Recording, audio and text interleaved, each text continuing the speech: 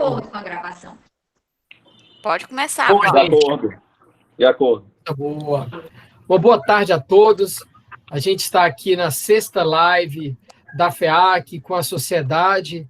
Essa que é uma iniciativa que surgiu de uma conversa com professores. E aí eu lembro bem quando a professora Cláudia falou que a gente precisava ouvir, aprender e aproveitar esse período para se reciclar. E, em vez da gente dar entrevista, a gente precisaria entrevistar e ouvir. E aí esse projeto surgiu em abril. Tem sido uma experiência maravilhosa para nós. Lembrando sempre que fica disponível no canal do YouTube da FEAC, se inscreve lá, assiste os vídeos, dá um like, né? Como esses youtubers sempre falam. E esse é um projeto que tenta trazer professores de outras universidades, ou empresários, ou policymakers, pessoas que têm algo diferente para trazer para a gente, né? Não apenas um professor da UFC ou da própria FEAC, por exemplo, com os quais a gente já convive.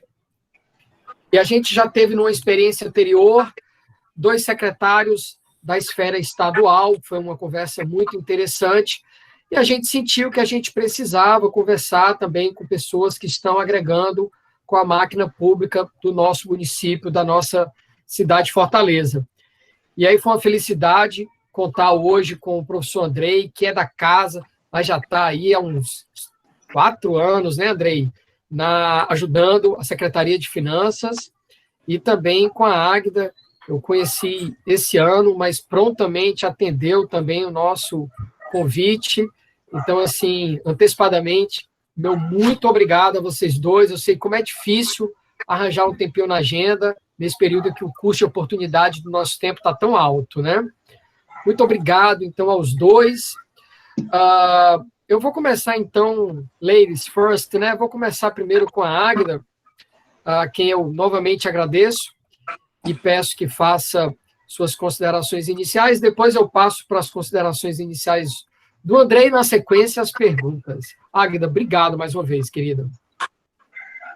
É isso, professor. Prazer, professor Paulo Matos. Um prazer a todos os professores que fazem parte aí da Faculdade de Economia do CAEM. E acho muito interessante esse convívio, essa integração. Inclusive, saudar também o professor Andrei, porque é um parceiro da SEUMA. Muita gente acha que Secretaria de Urbanismo e Meio Ambiente tem relação com obras, não, com outras questões mais concretas, assim, de políticas públicas, mas, na verdade, a nossa Secretaria de Urbanismo e Meio Ambiente ela tem como propósito gerar oportunidade para todos os cidadãos. E a gente acredita que a atividade econômica, eu sou arquiteta de formação, arquiteta urbanista, me formei no ano 2000 pela UFC, estou na gestão do prefeito Roberto Cláudio desde 2013, fiz aí no meio do caminho um mestrado e um doutorado, mas desde 2013 a gente está na gestão do prefeito Roberto Cláudio, e eu acredito como arquiteta que quando o arquiteto vai desenhar a cidade, ele vai falir a cidade, porque acho que a atividade econômica, a atratividade econômica é quem tem que... É quem traça os olhos, né? Quem dá a orientação para as políticas urbanas e ambientais também. Acho que a gente trabalha muito nesse contexto e a gente está aqui para dividir um pouco do nosso trabalho, também aprender com vocês, porque tem muita coisa que a gente, às vezes, acaba que não sabe se comunicar. Enquanto poder público. E é muito importante esse canal para a gente poder divulgar o nosso trabalho e também aprender com vocês.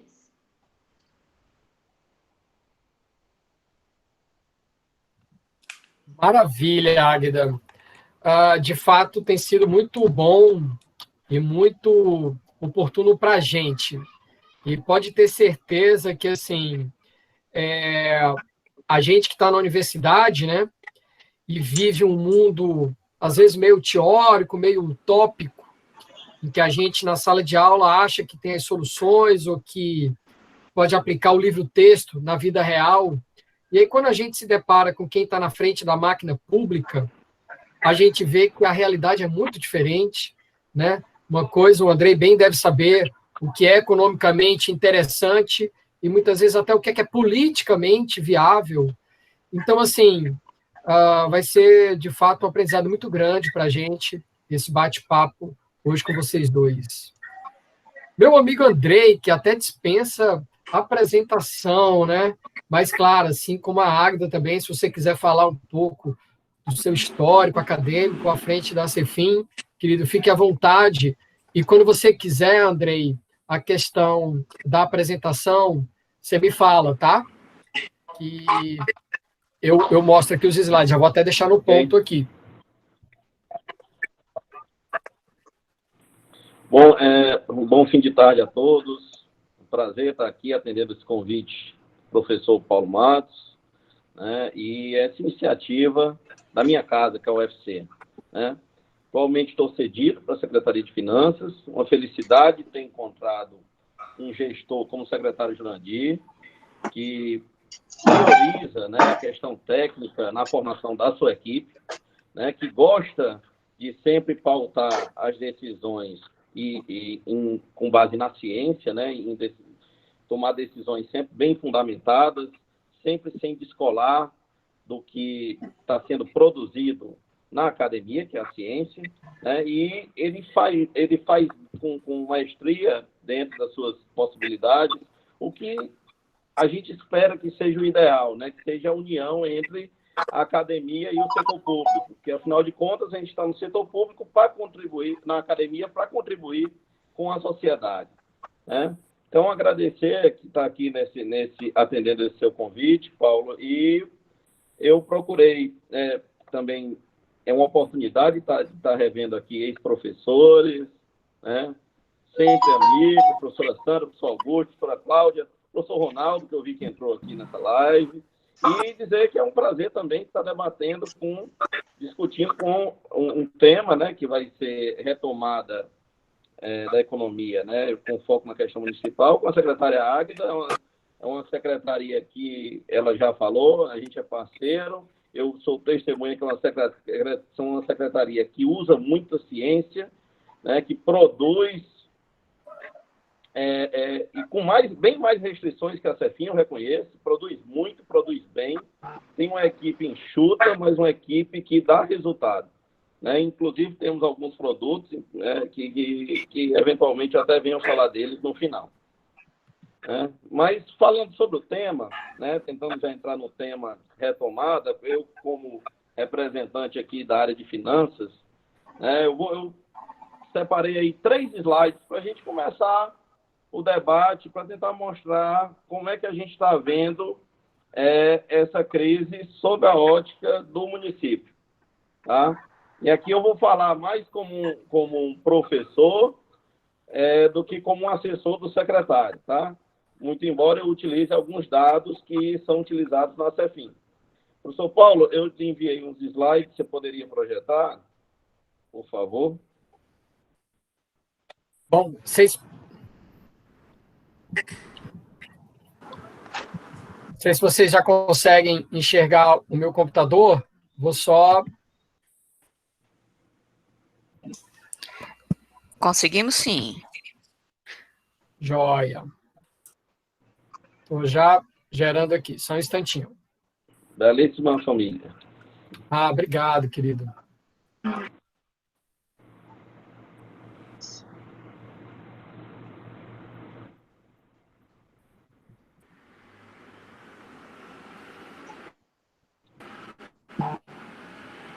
Está abrindo, vai dar certo. Bom, vai dar certo. isso que o Paulo vai mostrar são apenas 3 slides para esquentar o debate, né? Para tentar mostrar algo diferente do que a gente já vê no dia a dia dos jornais, tá? Não vou falar de morte, sou sempre otimista, tá? E vamos falar só da coisa fria, que é a coisa econômica, tá? Então, pode passar, Paulo, já para o primeiro slide, após a capa.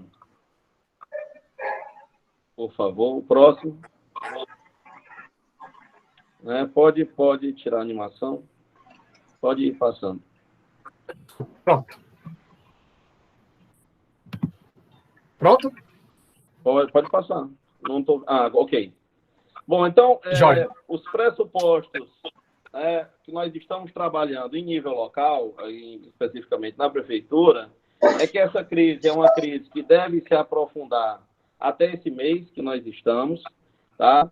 Esses pressupostos foram assumidos em meados de março, quando iniciou o isolamento, nós já começamos a trabalhar em cenários para essa crise, tá?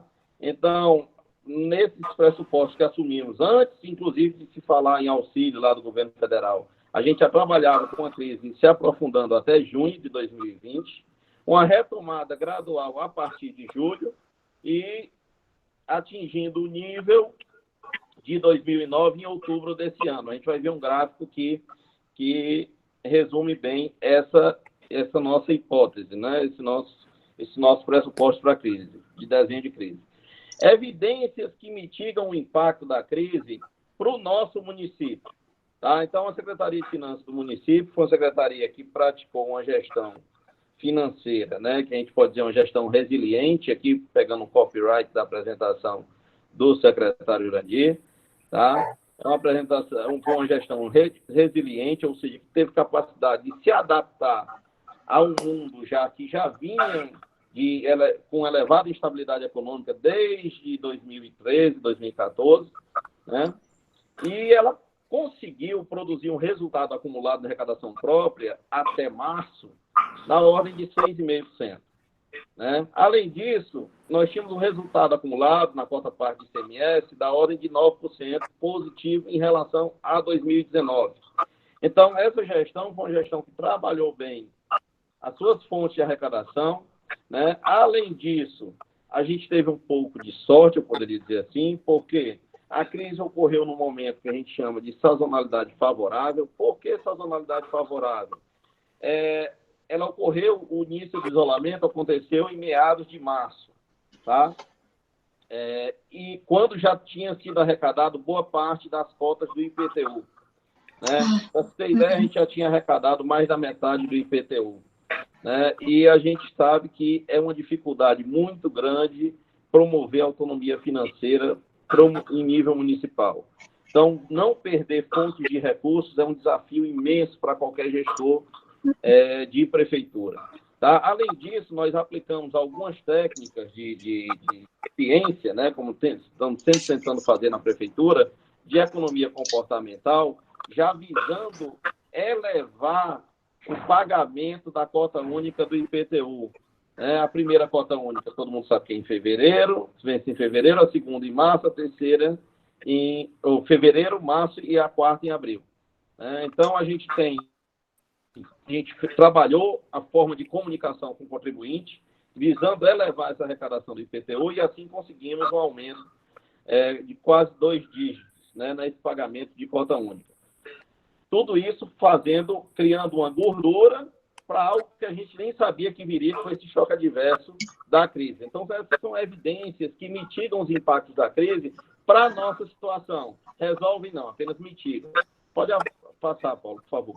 E lembrando que eu estou de olho em 10 minutos, tá? Não vou estourar os 10 minutos. É assim que nós estamos simulando essa crise, certo? Então, é uma queda de arrecadação aí, como a gente viu, nas receitas até julho, até junho, e em julho começa uma retomada, de forma que em outubro, quando a gente vê aquela taxa ali de 0%, 0% seria um crescimento nominal em relação a 2019. Se considerarmos a inflação do período, a gente ainda estaria num negativo de 4%, em torno de 4%, próximo de 4%, tá, em relação a 2019. Ali já tem a evidência do primeiro mês após a simulação. Né? A gente estava prevendo para esse mês uma queda de 26,1% e ocorreu uma queda de 24,5%, tá, nas receitas próprias. Então, a gente está bem em termos de projeção, né? A gente está, pelo menos, tendo ideia do tamanho do buraco que nós estamos entrando. Tá? Pode passar. E nesse gráfico, a gente está vendo aí, discute-se em economia, né? Que tipo de retomada nós vamos ter, se é uma retomada em L, que seria queda e depois a gente anda de lado, que é o que se espera, por exemplo, com o emprego, né? Se é uma retomada em U, como está desenhado aí, se é uma retomada em V, se a gente volta rápido, dependendo se a gente for trabalhar com gráfico anual, isso seria uma retomada em V, como alguns artigos hoje tem um artigo do IPEC, eu esqueci a referência agora, está falando de uma retomada em V até 2021, tá? 2021, 2022. E em nível de país, né, acredita-se muito uma retomada em dados. A gente teve um seminário agora, que foi um webinar da Universidade de Princeton, há 15 dias, onde 45% dos que assistiam à palestra acreditam uma retomada em W, aquela retomada aos solavancos, né? Você sobe, mas aí você tem muito desemprego e acaba dando uma travada e depois você vai subindo em cima, né? Que seria uma retomada em W. No caso aqui, a gente está prevendo uma retomada em U nessa frequência mensal aí. Pode passar, Paulo, o último slide, só para estimular esse debate. Por favor, o próximo.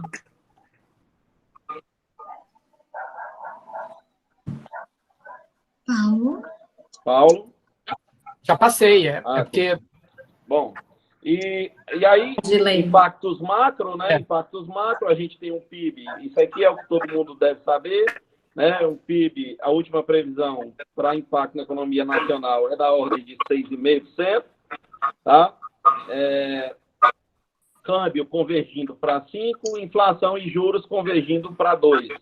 Né? Inflação de baixo para cima, né? Elevando até 2%, e juros de cima para baixo, né? Caindo até 2 pontos. Em nível municipal, aí eu acho que vocês já devem ter acompanhado os jornais, em nível subnacional, digamos assim, acredita-se que, eu particularmente acredito que essa seja uma crise de serviço, né? E aqui eu estou acabando meus 10 minutos, então vou fechar, porque serviço você precisa daquele contato muito maior do que mercadoria que você compra online.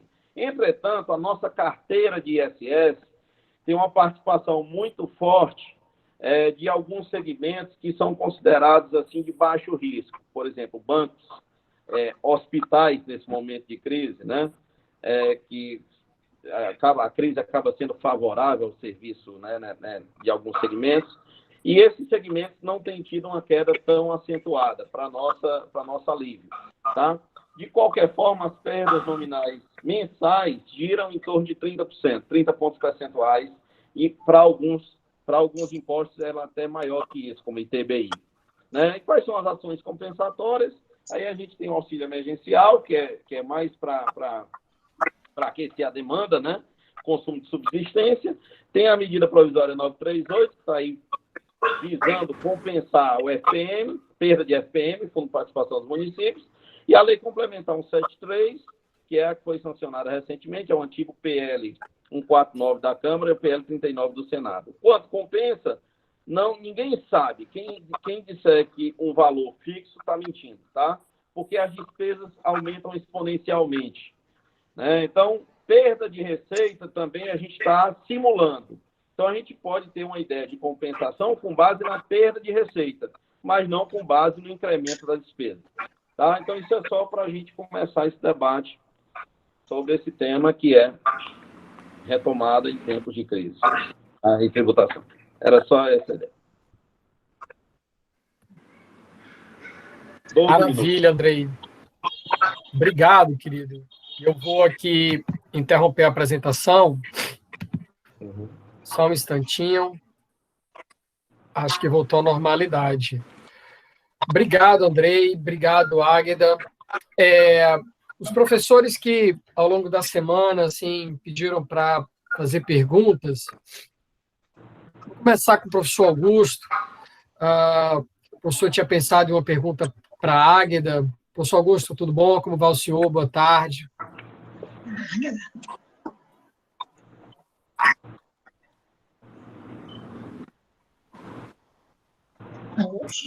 Augusto está com o microfone desligado.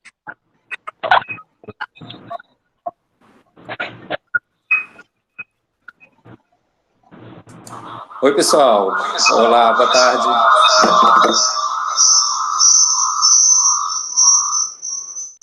Boa tarde. Eu queria cumprimentar aqui o Andrei, embora seja de casa, né? Está aí como nosso palestrante convidado, e também a Águeda, dizer que é um prazer conhecê-la, cumprimentar todos os colegas aqui, nossos diretores. e dizer que é sempre uma alegria ver, como o Paulo Matos colocou aí, né, de interação, e é também uma oportunidade de troca e de aprendizado, né? Com certeza, o trabalho aí que o Andrei vem fazendo junto à Selma é um trabalho bem importante, bem relevante, né, parceria com a Secretaria de Finanças. Eu tenho também uma irmã que trabalha na prefeitura, acho que já trabalhou, talvez vocês até a conheçam, Lucila Cabral. Ela é procuradora e já trabalhou aí também com a Secretaria de Finanças. Mas, assim, eu queria falar um pouco, comentar um pouco, né, eu sei que essa temática toda, ela é bem polêmica, tem muitas visões diferenciadas, né, na sociedade. O Andrei mostrou aí uns gráficos que dão uma ideia bem econômica para a gente, e eu achei interessante essa colocação que o Marcelo colocou aí, né, sobre essa retomada em W, aí, o que ela significa para a gente, né?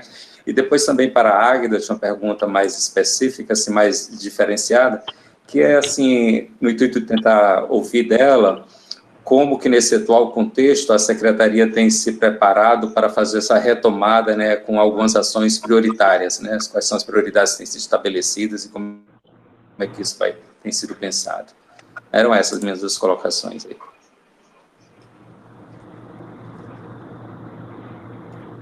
Andrei responde logo e eu respondo depois, Paulo. É mais uma pergunta para você mesmo. Aí, na sequência, outras perguntas mais de economia talvez venham para o Andrei. Tudo bem. Eu quero, assim, logo dizendo de cara que a secretaria hoje é 100% online, 100% virtual, a gente não precisaria mais nem de sede. A gente hoje tem esse atendimento ao cidadão, é o nosso maior foco ao cidadão, dentro desse propósito de gerar oportunidade para todos. E a gente hoje funciona 100% online. Todos os alvarás e as licenças, a gente tem um programa chamado Fortaleza Online, que a gente teve muito apoio da Secretaria de Finanças para realizar. Se não fosse a Secretaria de Finanças, a gente não tinha conseguido, mas a gente tem hoje licenças e alvarás. 90% do licenciamento de Fortaleza é feito de forma imediata ou em até 30 minutos. Isso fez, e aí isso gerou uma base de dados gigante para a Secretaria de Urbanismo e Meio Ambiente. Por que eu estou falando isso? Eu quero iniciar essa resposta à pergunta do professor Augusto, no sentido de que com essa base de dados gigante, a gente trabalha com prospecção de negócios na cidade e efetivação. Então, o que isso demonstra para a gente nessa etapa agora pós-Covid, né? A gente vai ter que ter primeiro, a gente está recomeçando tudo, assim, tudo. Eu sinto que a gente está. Eu estou recomeçando como eu estava começando em 2013. Mas em termos de projeto, em termos de proposta, a gente trabalha na Secretaria em 3 linhas de atuação. A fortaleza competitiva, a fortaleza sustentável e a interativa. Essas 3 linhas, esses 3 eixos, eles se interrelacionam. O grande desafio agora para esse finalzinho de gestão, e aí é importante a gente... eu sei que a gestão continua, mas o nosso time está aí até 31 de dezembro de 2020, é a gente manter o nível de formalização que a gente vinha alcançando na cidade. Por quê? Como eu falei anteriormente, essa questão da atratividade econômica e da atividade econômica, ela é quem garante o controle urbano e ambiental da cidade. Então, se a gente garantir a formalização, a gente vai saber quem é esse segmento econômico, quantas pessoas ele emprega, qual é o raio de atratividade do consumidor. Então, a gente tem uma série de dados relacionados a isso. E a gente começa a fazer política pública para ele. Então, a gente vai ter um desafio grande, que é continuar o processo de formalização, porque a gente mede anualmente o número de licenças emitidas. Quando a gente fala licença emitida, é licença ambiental, alvará de funcionamento, alvará de construção. E em 2012, o município de Fortaleza emitia 1.200 licenças, nesse total, né, em todos esses tipos de licença, 1.200 licenças ano. Ano passado, 2019, a gente chegou a quase 50 mil licenças emitidas. Ou seja, e de 1.000 para 50 mil em 7 anos é muita coisa. E o que a gente percebeu é que essas pessoas não se licenciavam porque a formalização era difícil. Então, houve um intenso programa de desburocratização. Para você tirar um alvará de funcionamento, antes precisava de 20 documentos. Hoje precisa de 4. Antigamente, um alvará de construção precisava de 21 documentos. Hoje precisa de 7. Então, a gente foi reduzindo, e sem reduzir a segurança do município, a segurança do próprio servidor público também, que e a segurança jurídica também do empreendedor, mas a gente foi desburocratizando e chegando mais na casa do cidadão através desse projeto que eu já falei anteriormente, que foi o Fortaleza Online. Um segundo ponto que eu acho que... Então, esse primeiro ponto pós-Covid é manter essa formalização, esse grau de formalização num setor, num momento, como o André bem falou aí, que é de perda de arrecadação, que é um momento onde as pessoas, as taxas, tudo isso fica em segundo plano, porque as pessoas vão querer comer ou então pagar algum funcionário. Então, esse é um desafio. E esses gráficos que o professor André apresentou, eles realmente eles corroboram com os nossos dados, né? Houve realmente uma queda de prospecção de novos negócios, embora as efetivações no primeiro quadrimestre de 2020, elas foram maiores do que as efetivações do primeiro quadrimestre de 2019, ou seja, foram emitidos mais alvarás de funcionamento nesse primeiro quadrimestre de 2020, embora as prospecções caíram bastante, cerca de 40%. Prospecção de novos negócios. Mas a gente vê alguns fatos interessantes. Anteriormente, os bairros que prospectavam mais, a gente mede isso mensalmente, eram bairros de IDH médio, IDH alto ou muito alto.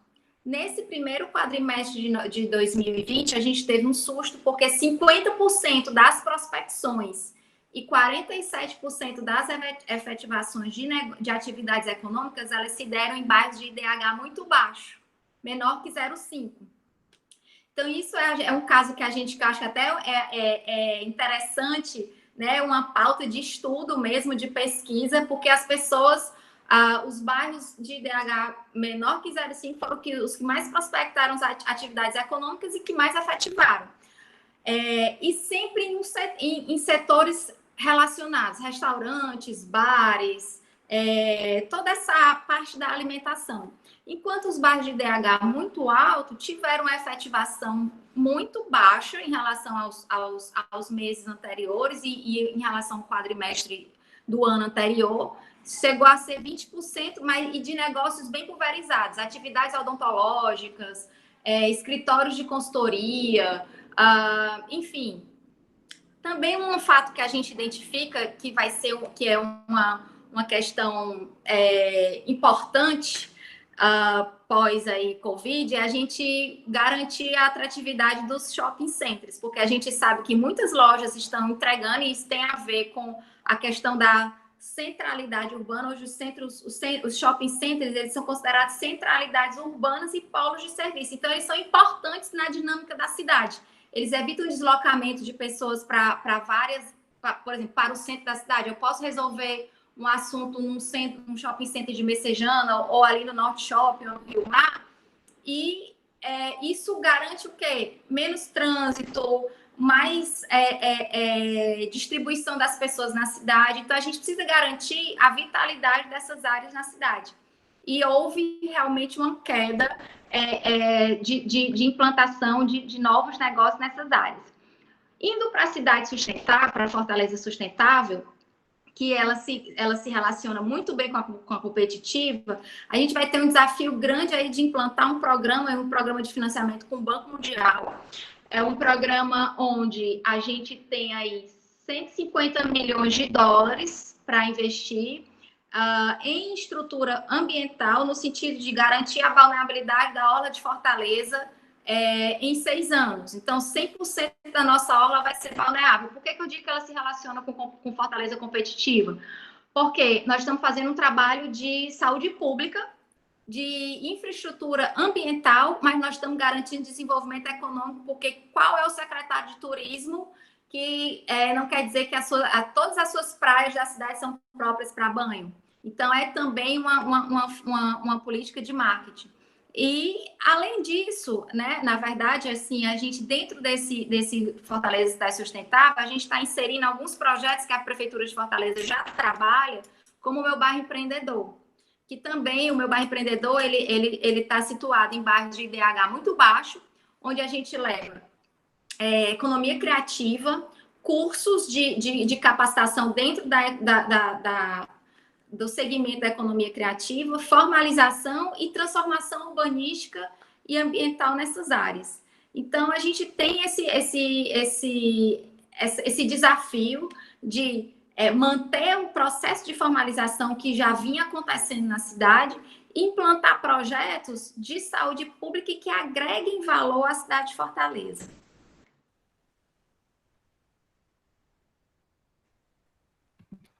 Maravilha, Águida, obrigado. Depois da sua fala, eu passo a reforçar duas certezas que eu já tinha, né? A primeira, de que essa base de dados de vocês, que é fruto de muito trabalho e cruzamento de dados e informações entre as secretarias, isso é muito importante para a condução de política pública, né? Cientificamente falando, a gente acredita muito nisso, cruzamento de dados. E certamente, junto com os dados de saúde, deve estar sendo importante para a Prefeitura e para o Estado traçar essa retomada, né? Essa é a primeira certeza que eu tenho. E a segunda certeza fortaleceu agora que, de repente, né, os professores que aqui estão, né, quem sabe uma pesquisa usando esses dados, de repente até sai um artigo aí, fruto desses dados tão valiosos que a Selma tem, né? Mas, enfim, depois a gente conversa sobre esses dados mais, se puderem ser usados para pesquisa. E eles estão disponíveis, então, assim, eles estão disponíveis. Eu ia dizer no final, mas vocês podem acessar o canal Urbanismo e Meio Ambiente, botar Urbanismo e Ambiente Selma, você tem lá o painel de negócios urbanos. E o painel de negócios urbanos, ele traz todas as prospecções e as efetivações de negócios em qualquer KNAI, tá? Ele faz por KNAI, faz por bairro da cidade.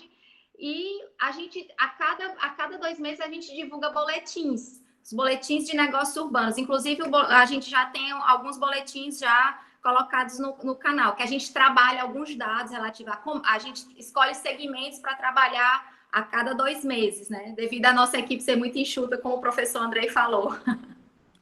Maravilha, eu acho até que um colega já até partilhou aqui o link. Muito obrigado, minha querida. Bom, professora Sandra, a senhora quer fazer uma pergunta para o nosso amigo Andrei aí? É uma pergunta difícil, hein?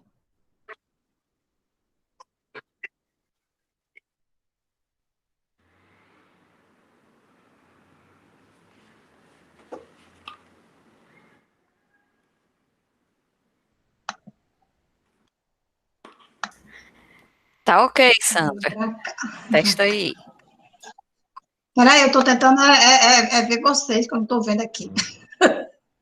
Bom, eu tive... Boa tarde, cara, já quase boa noite, né? É um prazer estar aqui nessa roda de conversa. Não sou muito de fazer perguntas, não sou mais de ouvir, mas esse momento é muito interessante e importante, inclusive, mais especificamente aí ligado à Águida, né? Eu tive a oportunidade, junto com o professor Lázaro, participar, acho que foi no ano passado, foi em 2018, não lembro, participei de uma comissão onde a gente examinava, analisava os projetos, né, da prefeitura, e eu vi que a Selma, né, foi uma das secretarias premiadas, né, assim como o CEFI, né, e aí foi muito interessante, muito rico esse momento que eu vivenciei. Eu analisei, eu estava num grupo, né, de uma comissão analisando esses projetos da prefeitura, e a gente comentava muito a riqueza, e assim, é um outro momento que a gente vê na gestão pública, né. Eu trabalhei durante 10 anos no serviço público, no Estado, né, e eu pude perceber como a dinâmica mudou e como isso tem sido construtivo no sentido de tomar decisões baseadas, né, em indicadores indicadores que respaldam uma decisão científica. Então, eu parabenizo aí a Águeda, né, desculpa, né, e eu pude acompanhar muito nas leituras, né, dos grandes projetos que ela tem. E eu tinha feito, assim, quando eu soube que ela iria participar desse debate, a minha preocupação era como que esse cenário teria afetado, né, esse serviço desenvolvido por essa secretaria, isso era um questionamento. Algumas coisas ela já esclareceu na fala dela, né? Assim, a questão da retomada, eu acho que da retomada ela já também colocou algumas questões aí, mas assim, é bem interessante, foi um momento assim muito rico meu, como professora, assim, na área acadêmica, sempre trabalhando, assim, com pesquisas, né, dentro da academia, e, de repente, me vi diante de uma realidade que eu confesso, eu não sabia que estava, assim, num processo, assim, bem avançado, e que eu acho que foi muito bom para esse momento atual. A gente não sabia que viveria esse momento, né? Eu acho que esse ajuste, inclusive de integração entre as secretarias, sempre fundamentado em indicadores, e uma ajudando a outra, né? Eu acho que ajudou bastante nas decisões desse momento que nós estamos vivenciando. Então, uma pergunta que eu tinha feito era, dentro dos serviços desenvolvidos pela Secretaria, pela SELMA, quais seriam aqueles que tinham sido mais afetados? E um ponto que eu tinha colocado aqui era mais especialmente naquele serviço que até tem lá no site, de Programa de Empreendedorismo Sustentável, se esse aí foi um programa que foi um dos mais afetados, certo?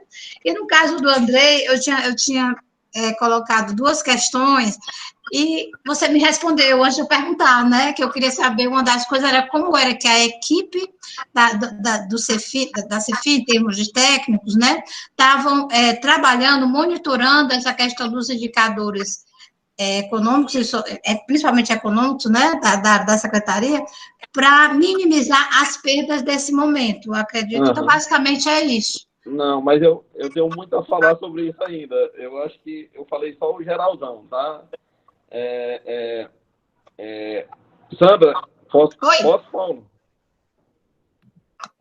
Oi, pode sim, Andrei, pode sim. Depois a gente passa para a Águeda complementar a pergunta da Sandra. Eu falei só a questão geral, professora Sandra. Eu acho que se a CEFIM estivesse fazendo só a simulação de cenário, era muito pouco, né? A gente precisa ver como é que está nessa nossa economia aqui dentro.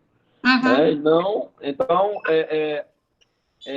primeiro, eu vou gastar aqui, eu tenho quantos minutos, Paulo? 5 minutos? Não, só para, primeiro, deixar claro, né? Tranquilo, querido. Quem tem mais instrumentos, né, para trabalhar a política contracíclica nesse período é a União. Né? E quem tem a obrigação legal também é a União. Né? A gente, aí só puxando um pouquinho do direito, que eu sou debutante na área de direito, né? Lá no artigo 21, e aí eu estou também com copyright aqui para o secretário, que é dar uma apresentação dele, no inciso 18, ele diz o seguinte: compete à União planejar e promover a defesa permanente contra as calamidades públicas, especialmente secas e inundações. Claro que em 1988, quando a Constituição foi feita, eu acho que não se falava em pandemia. Né?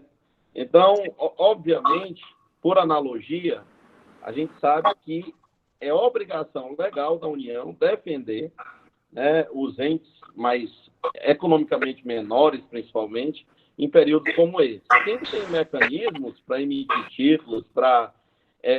antigamente se falava em senhoriagem, né? Que era emitir moeda. Agora tem um termo chique que é quantitative easing, né? Que é a flexibilização monetária. Né? Então, quem tem todos esses mecanismos, né, pode até queimar reservas, se quiser, é a União. Tá? O que é que o município pode fazer? Acompanhar, né, e subsidiar a tomada de decisão, promover uma alocação eficiente de recursos, fazer como a secretária Águeda falou, dar mais acesso à população, viabilizar uma retomada mais ágil, mas a força do fiscal é lá de cima. Né? E não é nenhum favor. Né? Então, o que a CEFIM tem feito, além de simular esses cenários?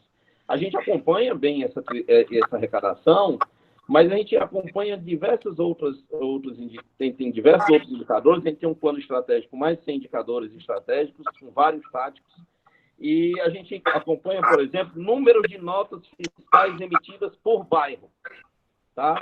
Por segmento, a gente divide a economia de Fortaleza em 53 segmentos, como a secretária Águida falou. Né? E a gente tem o número de notas emitidas por segmento e por bairro. A gente pode fazer diversos cruzamentos, tá? Dessas informações. E a gente tem um nível de detalhamento imenso. Não posso mostrar aqui porque não fui autorizado, também não tive tempo de solicitar as informações para que pudesse divulgá-las. Mas a gente tem um acompanhamento bem minucioso, da economia, bem detalhado da economia local. Obrigado, Andrei. Águida, querida, você prefere responder a pergunta da professora Sandra junto com a da Daniele? Quer fazer um contexto só? Porque às vezes tem interseção entre as perguntas. Se você não se incomodar. Pode ser? Tá. Dani, tudo bom, minha vice? Tudo bom, meu querido? Coisa boa, minha gente. Vou Tudo fazer bom, um meu quiz querido? agora com a Águida aqui. Tadinha, né? Tá? Não, Agda, é porque assim, eu gosto muito de estudar empreendedorismo, gosto muito de estudar pequenas empresas, né? Assim, não estou mais atuando tanto nessa área, mas foi tema do meu mestrado, não vou dizer quando que você vai fazer as contas, vai descobrir há quanto tempo eu fiz mestrado, mas assim, é muito interessante saber, né, que a prefeitura tem dado esse amparo para os micro e pequenos empresários, né, os empreendedores, principalmente nesse momento difícil. Então, assim, a minha pergunta, ela estaria um pouco relacionada com a da Augusta e da Sandra, e por isso que eu pedi para juntar. Porque, assim, tu comentou por cima sobre o Fortaleza Empreendedor, essas coisas, e aí eu queria saber justamente isso, quais seriam os programas mais direcionados que a prefeitura tem para incentivar o empreendedorismo nessa área mais vulnerável da cidade, principalmente levando em consideração a quantidade de pessoas que perderam o emprego nessa época de pandemia, né? Então, assim, é uma situação, como você já tocou no assunto, né, de um grande número de pequenos empreendedores nessa situação, nessas áreas mais vulneráveis, né, eu acho que tu falou, né, de 0,5 alguma coisa, e é justamente nessas áreas que a gente teria, né, por definição, um maior número de pessoas desempregadas. Então, seria mais ou menos essa ideia que meio que tem a ver com as perguntas, meio que complementa as perguntas, se for possível, tá? Obrigada. Tá ótimo. Eu sou encantada com esse mundo do empreendedorismo também. Eu acho que eles que fazem a cidade, sabe?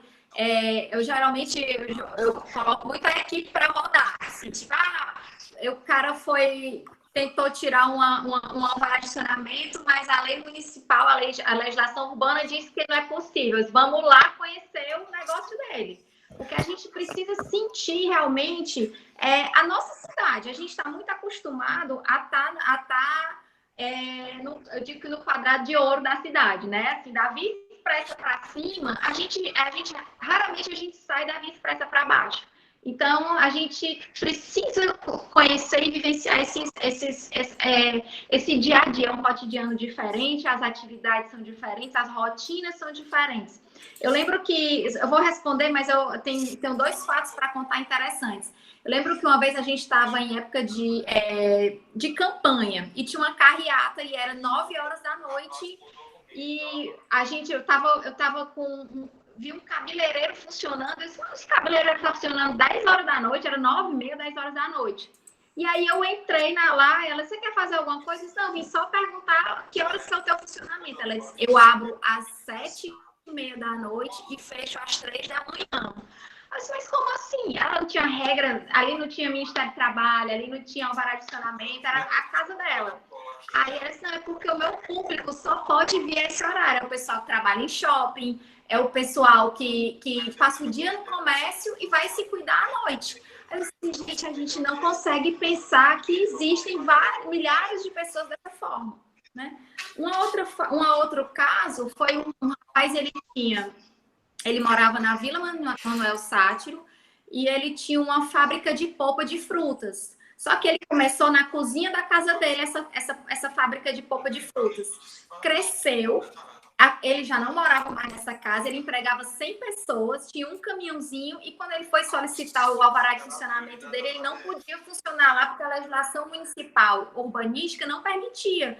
Aí você causa uma revolta em você, porque o cara tá num bairro de IDH menor que 0,5, empreendendo um produto orgânico, porque não gera nenhum impacto ambiental, e o poder público dizer que ele não pode funcionar, isso é revoltante. Então, a gente teve que refazer uma série de legislações. Primeiro, não adianta um sistema de licenciamento fácil, que a pessoa tire um alvará em 30 minutos, como é no caso de Fortaleza. Inclusive, o Ministério da Economia veio aqui, eles passaram uma semana na Selma, estudando todo o processo, porque eles querem trazer isso para o Brasil. Mas uma das coisas que eu sempre falo para eles, não adianta ter um sistema de licenciamento fácil, porque as pessoas vão se aborrecer se a legislação não permitir que esses negócios aconteçam na cidade. Então, você tem que ter um arcabouço legal. Esse trabalho ele foi feito, talvez por isso que a gente não tem, a gente já tem os programas, eles pararam de rodar um pouco nessa fase de pandemia por conta do isolamento, mas porque a gente teve esse arcabouço legal, teve uma alteração de cultura, de rotina de processos, quando a gente introduz a tecnologia na gestão pública. E a gente tem os projetos, eu acho que isso facilita e não se perde. E aí eu vou responder as duas questões. O Fortaleza Competitivo, ele tem 4 linhas de ação. Uma relacionada a regulamentações, a incentivos e regulamentações, inclusive nos bairros de IDH menor que 0,5, eu posso implantar com isenção de IPTU, ISS e TBI novos negócios ou ampliar novos negócios nesses bairros, preferencialmente nesses bairros. Eu tenho uma linha de incentivos, eu tenho outra linha de trabalho no Fortaleza Competitiva chamada Arranjos Público-Privados. Uma terceira, desburocratização, e eu quero falar da quarta, que é mercado de trabalho, onde a gente começou com a questão e aí a gente disse, é competitiva para o carrinho de pipoca. Do carrinho de pipoca ao grande empresário que vem implantar um shopping center, um data center, ele serve para a Fortaleza inteira. Então, a gente teve política desde as doações de carrinho de pipoca, carrinho de churrasquinho, mas também a gente teve 2 programas importantíssimos, que foi o meu bairro empreendedor, que é esse que eu falei, que ele já tem no Bom Jardim e no Serviluz, e aí ele deu uma parada, mas todos os programas de financiamento da prefeitura, o prefeito está até orientando que a gente reestruture esses programas para atender essa população, esse pequeno empreendedor. Então, meu bairro empreendedor, ele vai desde a parte de capacitação, de incentivos mesmo, com financiamento a essa questão do empreendedorismo, treinamento com relação à questão de plano de negócios e tudo, e essa parte mais burocrática, além da parte de formalização. E dentro desse meu bairro empreendedor tem um outro também, na verdade é outro programa da Prefeitura de Fortaleza, mas voltado para a mulher. O programa chamado Mulheres Empreendedoras. Ele já estava no 2º edital, já 200 mulheres beneficiadas, mas é um programa contínuo, onde a gente financia negócios de mulheres que trabalham em casa, que às vezes não têm a condição de sair de casa para trabalhar e quer ter um negócio em casa. E foi uma adesão muito boa. A gente deu uma parada também nessa etapa agora de isolamento, mas acredito que é um programa que tem para continuar. O município financia o negócio e ela retorna para o município apenas 40% do investimento. Aí vai desde a alimentação é o carro-chefe, e a alimentação orgânica. Então, é o carro-chefe dessas mulheres que empreendem. E confecção também vem em 2º lugar. Ok. Maravilha. Certo? Obrigada, Agatha, pela resposta. Certeza que essas medidas da Cefim, da Selma e das outras secretarias vão mitigar, né, como diz o Andrei, minimizar o impacto, né, da crise, E a gente nem fala, às vezes, em PIB ou outra variável macroeconômica, porque, como às vezes a gente brinca, né, as famílias não se alimentam de PIB, né? As pessoas estão muito preocupadas com emprego, né, cara? Formal ou não tão formal, enfim, renda, né, para as pessoas poderem viver minimamente, né? Muito bem, obrigado, Agda, mais uma vez. O Rafael Barbosa também estava conosco e tinha feito uma pergunta para o Andrei. Oi, Rafael, tudo bom, querido? Tudo bem, boa noite, pessoal, tudo bom? Pronto, deixa eu fazer aqui a minha pergunta aqui para o Andrei. Uma coisa que, às vezes, eu fico pensando sobre estar no governo nesse momento, eu acho que é um dos piores, talvez um dos mais desafiantes momentos de estar no governo, né? É uma coisa que ninguém sabe muito bem como agir, a gente não sabe muito bem o que fazer, e a minha dúvida bom, a gente está entrando agora numa fase em que a gente está começando a sair do isolamento, mas há um risco não desprezível de que a gente possa voltar para o isolamento de novo se por acaso houver uma segunda onda. Então, a minha pergunta é, o que essa primeira fase de aprendizado, essa implementação de políticas públicas meio que na marra, meio que se saber o que fazer, o que isso trouxe de pontos positivos e negativos que poderiam ser utilizados numa segunda onda? E aí eu estendo minha pergunta também para a Águida, que eu acho que também cabe para ela. Bom, começa? Maravilha, Rafael. Pode começar, Andrei. É uma pergunta que, se você der um mês para pensar, você arranja 30 respostas diferentes. Tá? Então, mas obrigado, Rafael, pela pergunta. O Rafael, parceiro da Faculdade de Economia, sou testemunha aí do bom trabalho que ele vem desenvolvendo aí junto ao governo. De vez em quando eu encontro em alguns eventos. E a pergunta é, e se vier uma segunda onda, né? O que eu faria diferente? É uma bela pergunta. O conjunto de informação mudou, né? O conjunto de informação mudou. Então, na data 0, vem a pandemia e meu conjunto de informação é 0. Né? Agora eu vou tomar decisões condicionadas ao conjunto de informação na data 1. O que é que eu aprendi na data 1? Pensando isso aí num modelinho, construindo o meu modelo. Né? Resta saber qual é o meu conjunto de informação na data 1. Tá? Vamos imaginar que seja hoje. Né? Que seja hoje. O que eu preciso? O que eu acredito que é fato? Fato é que, se vier uma segunda onda, ela não vai ser tão grande como essa. E aí envolve matemática simples, o fundamento da minha resposta. Eu tenho um grande percentual da população que já está imune. E uma onda em cima de 2.700.000 pessoas, em torno aí da população de Fortaleza, não tem como ser do mesmo tamanho de uma onda em cima de 1 milhão e pouco. E a gente acredita que o número real esteja subestimado, tem gente que fala em 10 vezes, né? Então, imaginar que esteja subestimado em 10 vezes. Tem uns 700.000 pessoas que já estariam imunes, digamos assim. Então, estaria caindo para 1 milhão e pouco. Então, a onda, se vier uma segunda onda, ela é menor, primeiro, pelo argumento de matemática simples. Segundo, que há um learning, né? Há um aprendizado da população. Tem gente que não tem jeito, que não vai se educar mesmo, né, e vai acabar pegando e vai acabar se expondo, mas tem um grupo que aprendeu, né, e que não vai se expor. Tem pessoas que o André Gil não vai ao shopping. Tá? Ele não vai ao shopping enquanto não tiver um remédio. Não adianta abrir, né? Se essa segunda onda vier pós-remédio, pós-vacina, aí a gente vê como é que faz esse tipo de isolamento. Se é do mesmo jeito de hoje, é antecipar ao máximo. Está aí a Nova Zelândia como exemplo. Né? Quem praticou esse isolamento quanto antes teve melhor resultado. O resto é informação da população. Claro que a gente não vai exigir que o resultado no Brasil seja do mesmo nível da Nova Zelândia. O que eu sugeriria, se fosse feito hoje? Garantir o isolamento efetivo nessas áreas que realmente precisam de isolamento. Se a gente pegar o recorte estadual, a gente tem uma situação crítica ali na região metropolitana, que tinha, né, a área mais escura. Aí está indo agora para Itapipoca, Sobral, Quixadá, são os municípios. Você pegar aí qualquer telejornal que apresenta aquele mapazinho, tem lá com mais de 1.000 casos. Itapipoca, eu estou colando aqui, tá? Sobral e Quixadá. né? Numa segunda linha estaria Morada Nova, Itarema, Juazeiro, com menos de 1.000 casos ainda.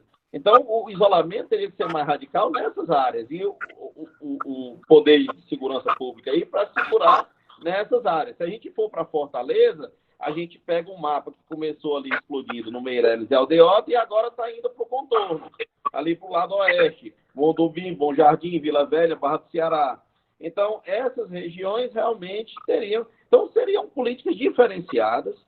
Se for para o Estado, a resposta é uma, para o município, a resposta é outra, e tudo realmente vai depender do conjunto de informação na data. O que é que eu estaria preocupado nesse momento como um cara que trabalha com números? Como é que eu identifico essa segunda onda? Qual é o limiar da evolução de casos que vai me caracterizar uma segunda onda? Eu posso ter uma subida que é estatisticamente nula. Então, eu quero saber até quanto é a variação que vai atender o sinal de alerta, que vai me fazer tomar medidas. Porque a gente sabe que quem trabalha com esses números está trabalhando, inclusive, com médias móveis para suavizar esse tipo de dado confiável. Então, eu estaria preocupado hoje em ter um padrão, de identificação dessa segunda onda para, a partir disso, tomar as minhas decisões. Muito obrigado, André. Muito obrigado. Oi, Rafael. Acho que sua pergunta também se aplicava à Águida. Não sei se ela... Sim, se ela puder responder também. Acho que esse aplica também.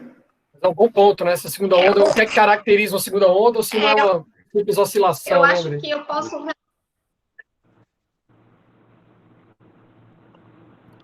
Oi, desculpa, Águida. Te interrompi. Desculpa, pode falar. Desculpa. Não, pode falar. Tranquilo. Não, era só reforçando o ponto do Andrei, que às vezes a gente não sabe se é de fato uma segunda onda ou uma oscilação, enfim, mas perfeito. Eu concordo com ele. Acho que se houver essa segunda onda, possivelmente não vou dizer que deverá, mas é possível haver um repique devido a essa primeira semana de transição e essa segunda semana agora ter sido liberado várias atividades. E as pessoas estão um pouco ávidas, né, para sair. A gente viu aí nas reportagens muita gente nos shoppings, muita gente aguardando o comércio abrir. É possível, mas eu concordo com o professor André que talvez não seja uma segunda onda, né? Acho que é muito mais uma readequação aí do processo mesmo da doença, da distribuição da doença no território da cidade. Mas eu acho que tem um outro fator que acho que o Rafael colocou numa das falas dele que eu peguei, que eu achei que era interessante abordar, é o pós, no sentido do que ficou de aprendizado desse momento, né? Eu acho que realmente a gente tinha que parar um pouco em termos isso vale para qualquer empresa, para se reestruturar administrativamente. Acho que uma reestruturação, na verdade, não é no sentido de reestruturar, é de otimização, né? Porque, assim, eu falo dessa otimização, são vários custos que nós temos hoje, e aí é o pós mesmo, o que fica para a administração pública. E aí eu estou falando no meu caso, tá? No órgão que eu faço a gestão, é que a gente pode sempre otimizar recursos, né? Acho que isso ficou realmente assim, a gente trabalha com muita disciplina, a gente tem lá uma austeridade muito grande na gestão, mas a gente sempre pode otimizar mais. E aí a gente está fazendo, até para deixar para o próximo que vier, será que a gente precisa de uma equipe de 206 pessoas? Essas 206 pessoas, elas podem, qual é a especialização que elas devem ter para atender hoje a nossa missão, que é planejar e controlar o ambiente natural, o ambiente construído de Fortaleza, de atender o nosso propósito? Então, eu acho que ficou muito para a gente, acho que pode haver uma segunda, um repique, eu não diria uma segunda onda, mas algo mais leve.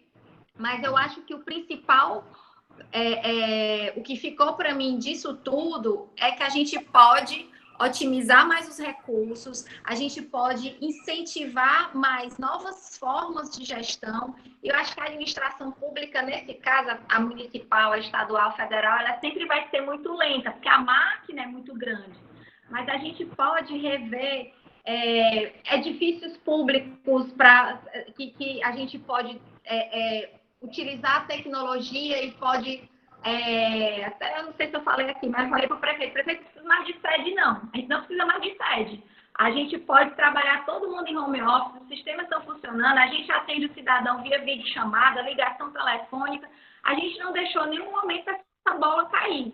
Mas a gente precisa repensar na administração pública, porque é dinheiro nosso, né, cidadão, de como atender bem, atender melhor, mas otimizando o recurso para que esse recurso ele possa ser investido, na verdade, ao invés de custo, ele seja um investimento em saúde, em educação, e aqui não é nenhuma demagogia, nenhuma fala aleatória, é porque a gente pode ter esse nível de otimização para esse nível de investimento crescer. Muito obrigado. Eu teria só um complemento ainda, Paulo. Claro. Teve uma parte da fala do Rafael que ele falou que é um momento extremamente complicado, alguma coisa desse tipo, né? Que a gente fica meio sem saber como agir, foi alguma coisa disso, abre aspas, foi mais ou menos isso que o Rafael falou, né? Mas como eu estava conversando no começo do nosso bate-papo informal com a professora Cláudia, né? Então, nesses momentos, né, é que a gente observa o crescimento. É um mecanismo, se a gente pegar os mecanismos de microeconomia, tem uma coisa que chama mecanismo revelador da verdade, né?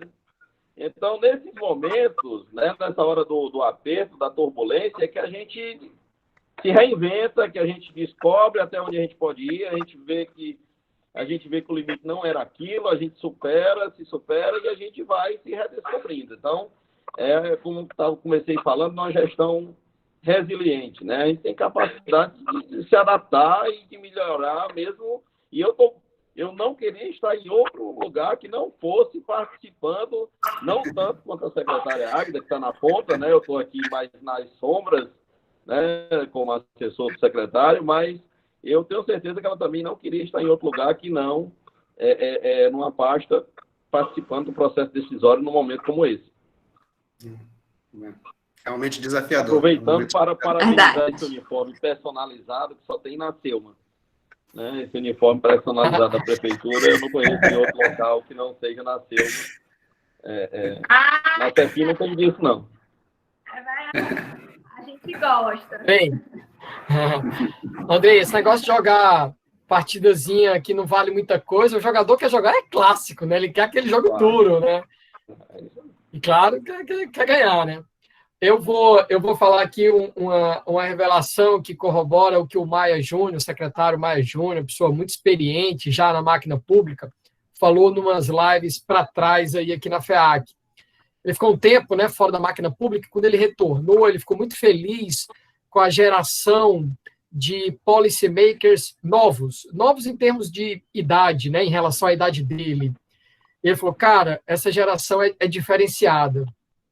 E eu acho que hoje a gente tem mais um exemplo que a gente vê policymakers novos, de idade, mas falando conceitos que na economia e na administração soam como música clássica, do tipo eficiência, otimização, alocação por competência, Andrei usando modelos de previsão, a Águida usando Big Data. Então, assim, isso nos faz ter muito otimismo e muita confiança na gestão da nossa capital, assim como do Estado também, onde tem muita gente muito boa, né? Como de praxe, a gente passa agora para as considerações finais, mas eu vou rasgar um pouquinho só o protocolo, dado que 2 colegas pediram para poder fazer pergunta, e aí eu vou tentar fazer um mix aqui, tá?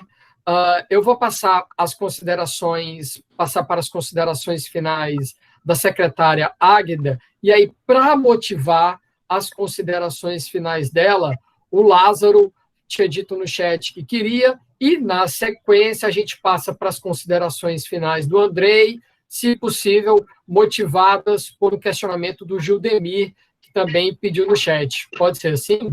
É uma consideração final condicionada, digamos assim. Tudo bom, Lázaro? Boa noite, querido. Alô, boa noite, então. É um prazer aqui estar participando aqui da live. Eu também, como a nossa querida Sandra, a gente participou há 2 anos, acho, atrás, nesse evento de inovação, na qual a gente pôde avaliar os projetos lá da prefeitura, inclusive a Águida foi uma das premiadas finais com um grande projeto que a gente viu. E tinha muito projeto realmente relacionado com TI, tecnologia de controle, etc. e tal. Eu, por outro lado, assim, eu só fazer uma provocação assim, das considerações finais da Águida, assim, ela falou agora há pouco sobre a missão da Selma, né? E aí as questões relacionadas sobre ambiente natural e ambiente urbano. E aí, alguma coisa relacionada, o que na gestão dessas questões mudou com a Covid, assim, não pensar só os dados. A gente tem muita gestão de licenciamento, eu acho que até um risco, né, com muito licenciamento automatizado, ele pode gerar alguns monstros, como esse cometa do lado da minha casa aqui, mas como é que a gente pode fazer como é que a gente pode fazer, assim, o que isso andou, vamos dizer assim, na Covid, o que isso trouxe para a discussão agora, assim, as questões relacionadas com urbanismo e ambiente, se pensa em espaços urbanos mais amplos, se pensa em praças, o que entra nessa área de discussão. Obrigado.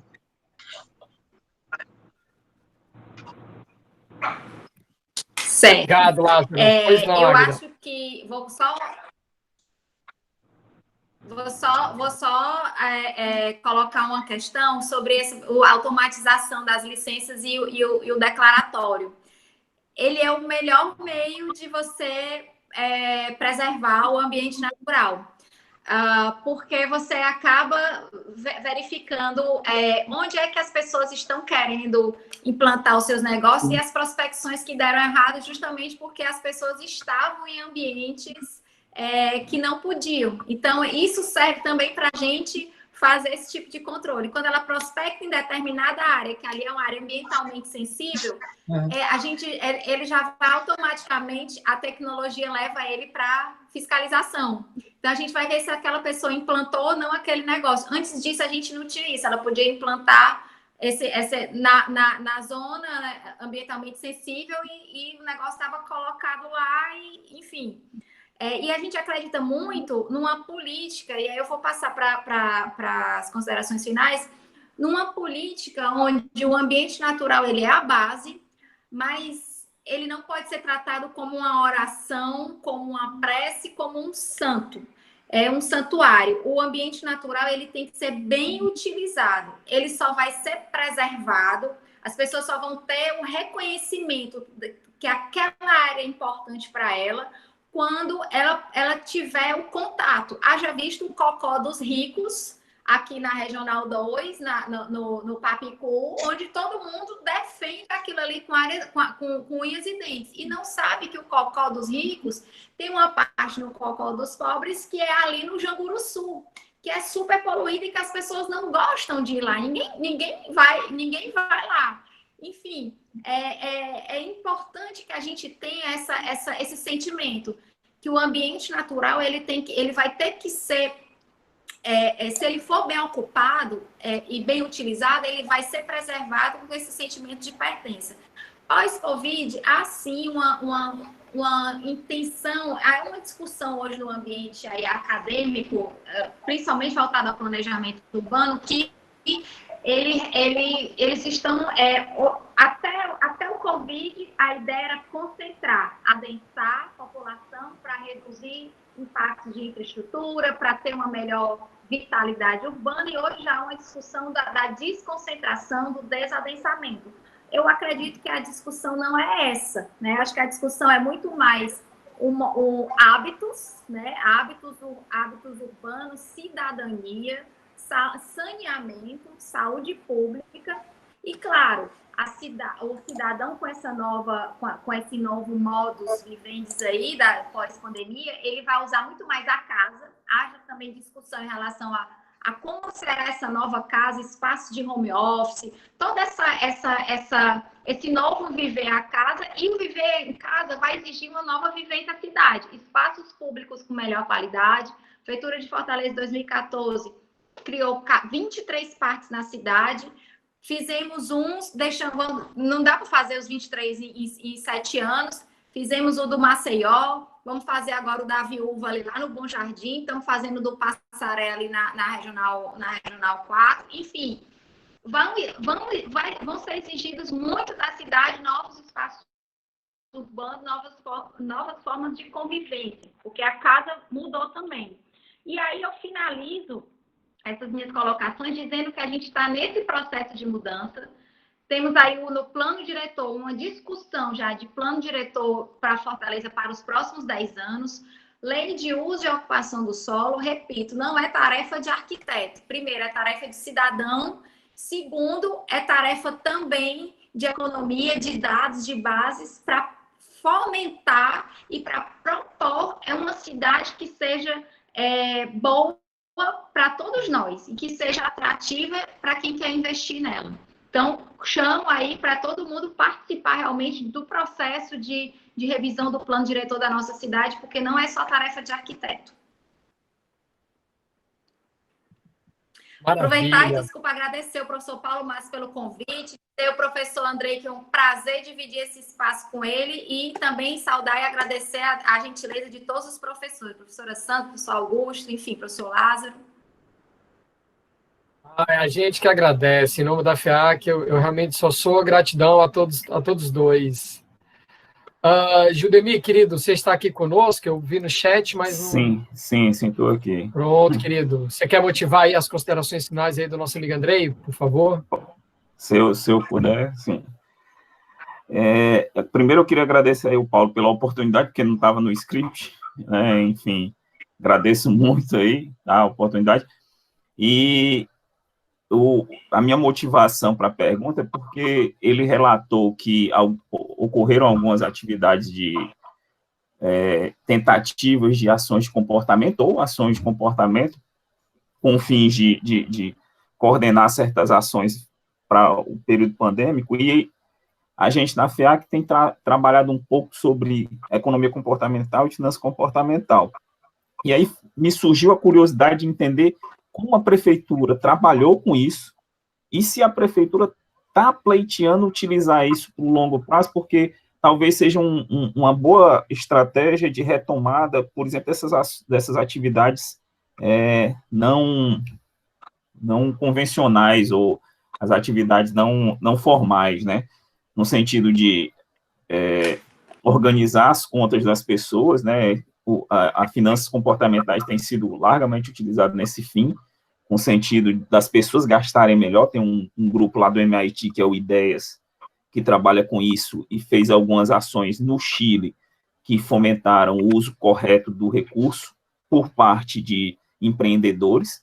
E aí daí eu estendo também a pergunta para a Águeda, no sentido de que eu sei que o André vai finalizar, mas as ações de grupos de vários laboratórios de comportamento no mundo têm sido no sentido, em um determinado ponto, de recuperar pessoas que estão em condições vulneráveis e de uso correto do recurso.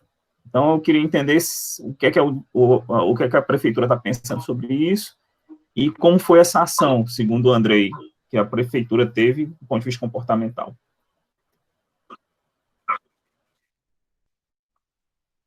Excelente pergunta, Judemir. É um prazer estar respondendo ela. Quando eu fui convidado para a Secretaria de Finanças, eu tive a feliz resposta do secretário de Finanças quando eu perguntei o que é que ele esperava, né, que eu fizesse na secretaria, né, qual era a minha contribuição, como eu poderia atender assim a expectativa quando ele me contratou, né? Quando ele me convidou, ele pegou e disse: traga a ciência para cá para dentro. me ajude a colocar a ciência aqui dentro, no funcionamento aqui da secretaria. E foi uma das respostas mais prazerosas que eu tive, e assim tem sido, desde 2016, né? Eu cheguei na Cefim em 2016, e em relação à economia comportamental, a gente tem vários produtos na Cefim, agora tem parceria, né, com a Selma, e esse específico, a gente fez um curso de economia comportamental, na realidade um seminário, né, participou de um seminário, e vimos algumas experiências, né, disso no mundo, né, e uma iniciativa apenas no Rio de Janeiro de aplicar essa nova ciência, né, digamos, essa nova área da ciência, que deu o prêmio Nobel, né, ao Richard Thaler em 2018, né, 2018, 2017, enfim. E a gente viu essa oportunidade de aplicar na Cefim.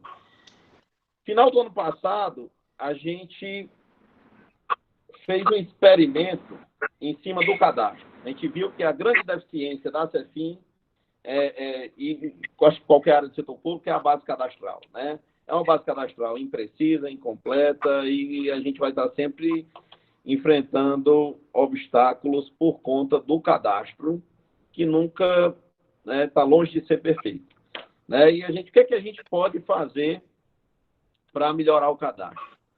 E aí a gente ofereceu, a Prefeitura de Fortaleza tem um programa que chama Nota Fortaleza, onde você concorre a prêmios, né, em dinheiro, a partir de compras, né? E a gente resolveu dar um cupom, né? Compras que você faz e pede a nota, né? Então, ao invés de pedir a nota, você atualizava o seu cadastro.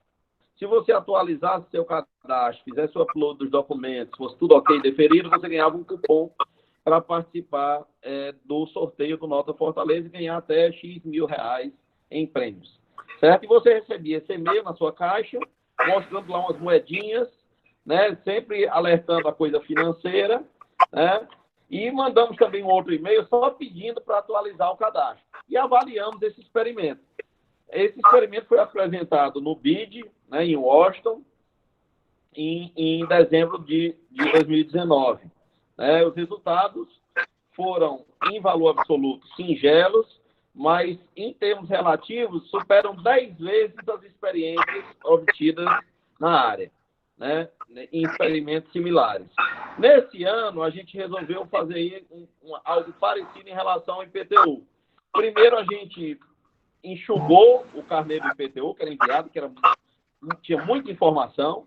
Então, a gente melhorou o nível de informação do boleto do IPTU, né, do boleto de cobrança, e a gente mandou também comunicados por e-mail, né, nessa mesma ideia, tentando mostrar, não oferecer prêmio em dinheiro para você pagar a cota única do IPTU, mas tentando mostrar que pagando a cota única do IPTU, você vai ganhar um desconto que nenhuma aplicação financeira lhe dá.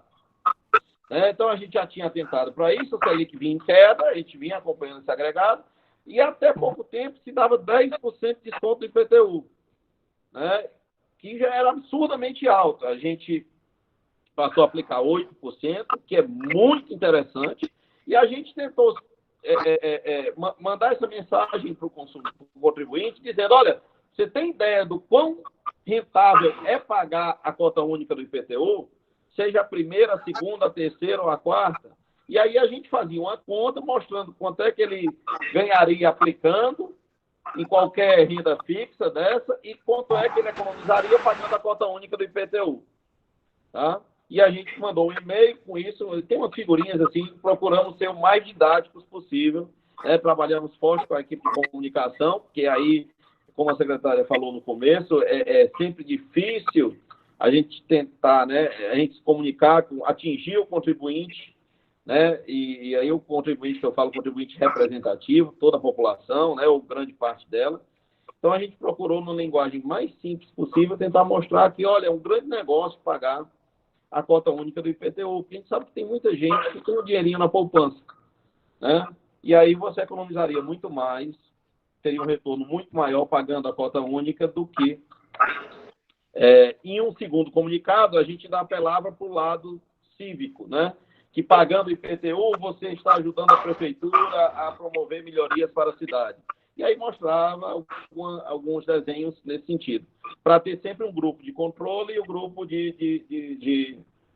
né, do tratamento e o grupo 2, né, para fazer a avaliação. Né? Controle, eu esqueci o nome, o grupo de tratamento, enfim, vocês sabem disso, mais que eu. Ok? Foi assim, Gildemir, não sei se respondi a sua pergunta. Respondeu, muito bom. Brigadão, grato demais. Secretário, quer contribuir alguma coisa com esse ponto do Gildemir? Comportamental? Eu acho que esse tema é um tema super, além de ser atual, contemporâneo, é algo que a gente está trazendo até para o plano diretor também, professor. É saber quais são os desejos, na verdade, do cidadão no sentido de, mas isso baseado em dados científicos, de onde ele parte, para onde ele vai e o que ele quer fazer e o que ele vai fazer, né? E o que ele gosta de fazer, porque o caminhar do cidadão na cidade, onde ele escolhe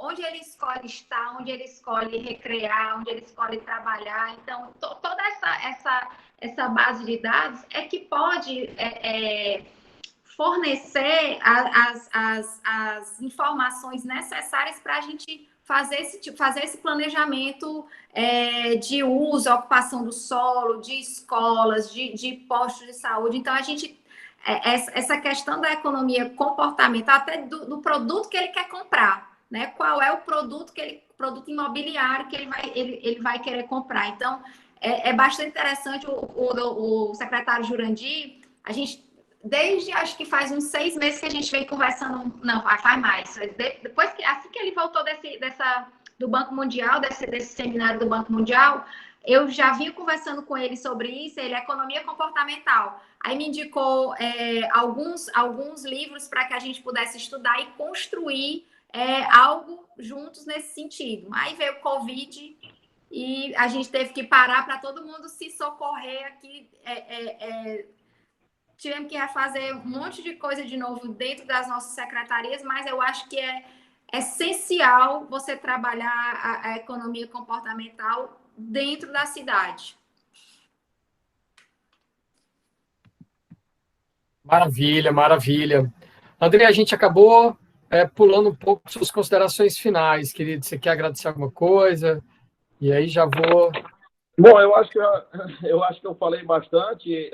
Normalmente dizer que é um prazer estar atendendo um convite da minha casa, que é o UFC, né? Em relação aos novos gestores, você é um grande exemplo, né? Está aí assumindo a direção da faculdade tão novo e eu tenho acompanhado até pelos comunicados que você nos envia, o esforço que você tem tido, e eu acho que vale também para você a certeza de que você não queria estar em outro lugar que não esse que você está agora, no momento em que se exige tanto de resiliência, né? De mostrar a capacidade que tem para gerar resultados e alocar eficientemente os recursos que são escassos que nós temos, tá? Você está de parabéns, é um prazer estar aqui atendendo um convite seu, mas novamente, num grupo, eu estou me sentindo aqui na mesa da diretoria, né? O conselho, tá? Com ex-diretores, membros do conselho e uma parceira de trabalho que é a secretariária. Prazer, um momento como esse. Obrigado, Andrei, pelas palavras gentis. Eu e Dani temos trabalhado bastante, tentando não errar muito, aprendendo muito, mas se Deus quiser, vai dar resultado, sim.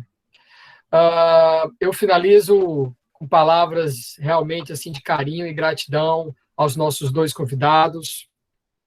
A gente até acabou extrapolando um pouquinho o tempo, lamento, mas o papo estava tão bom que ficava difícil de cortar com 1h15, não é? E finalizo dizendo que a nossa comunidade FEAC, né, como a gente gosta de dizer, 130 docentes efetivos, 45 técnicos, e mais de 3.000 alunos de graduação e pós, essa comunidade está à disposição dos dois, está à disposição das secretarias, está à disposição da cidade, da sociedade, tá certo? Vejam a FEAC como uma escola de business parceira em todos os sentidos, tá? Muitíssimo obrigado a todos. Já fechei hoje com a Daniele, né? Dani, você quer dar o spoiler de qual vai ser a nossa próxima live? Vai ser uma live mais institucional. Eu ia lembrar, eu ia já cutucar aqui. Tu vai falar da próxima? Vai, você. Eu dei só a ideia. Obrigado.